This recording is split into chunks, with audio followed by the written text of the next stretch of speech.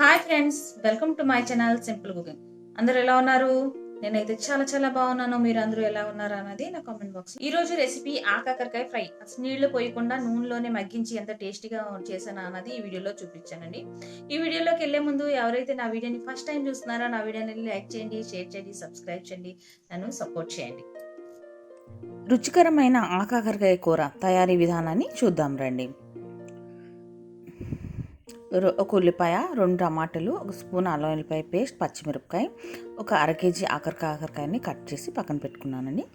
ఒక కడాయిలో నూనె పోసుకున్నాను. అందులో ఆవాలు, జీలకర్ర వేసి చిట్టుపట్టలాడాక అందులో ఉల్లిపాయ, పచ్చిమిరపకాయ వేసి బాగా వేయించుకుంటున్నానండి. ఉల్లిపాయ, పచ్చిమిరపకాయని డీప్గా వేయని అవసరం లేదు.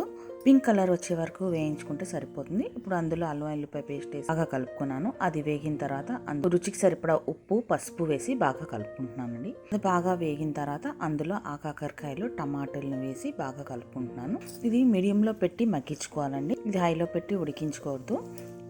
అడుగంటే టేస్ట్ పాడైపోతుంది. చూడండి, ఒక 5 నిమిషాలకి ఇలా వేగింది. ఇలా బాగా కలుపుతూ మధ్యలో కలుపుతూ వేయిస్తూ ఉండాలండి. కాకరకాయ అన్నది ఈ మనకి ప్రకృతి ప్రసాదించిన అద్భుతమైన కాయోరండి. ఇందులో దీని తొక్క, పిక్కలు ఫుల్లీ ఫైబర్తో నిండి ఉంటాయండి. ఇది పొట్టకి చాలా మంచిది. దీంట్లో మినరల్స్ కూడా ఉంటది. ఈ కాయలో చాలా అద్భుతమైన ఔషధ గుణాలు ఉన్నాయి. వాతావరణ మార్పుల నుంచి వచ్చే సమస్యల నుంచి ఇది బాగా మనకి తగ్గిస్తుంది. చూడండి, ఇది బాగా మగ్గింది. ఇందులోని కారం వేసి బాగా కలుపుకొని ఒక 10 నిమిషాల పాటు నెమ్మదిగా వేయిస్తూ ఉన్నానండి. మూత పెట్టి మధ్యలో కలుపుతూ ఇది బాగా వేయించుకుంటున్నాను.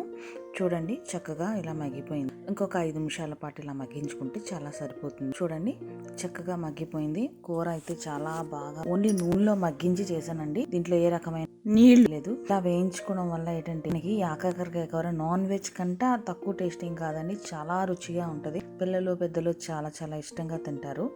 చూడండి, చక్కగా కూర తయారైపోయి రెడీ అయింది. ఈ కూరని మనం చపాతీతో గానీ, రోటీతో గానీ, దోశతో గానీ దీంతో తిన్నా చాలా చాలా బాగుంటుంది. రెసిపీ టేస్ట్ అయితే చాలా చాలా బాగుంటుంది. రెసిపీని ట్రై చేసి టేస్ట్ ఎలాగ ఉందో నా కామెంట్ బాక్స్ లో కామెంట్ చేయండి.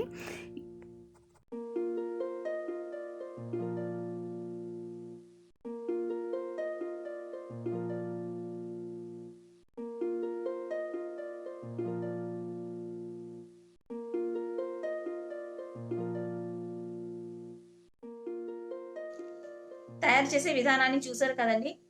ఈ విధంగా కానీ మీరు ఫ్రై చేసి ఇంట్లో వాళ్ళు పెడితే అలా ఏళ్ళు నాకుతూ ఉండిపోతారండి. అంత టేస్ట్ బాగుంటుంది.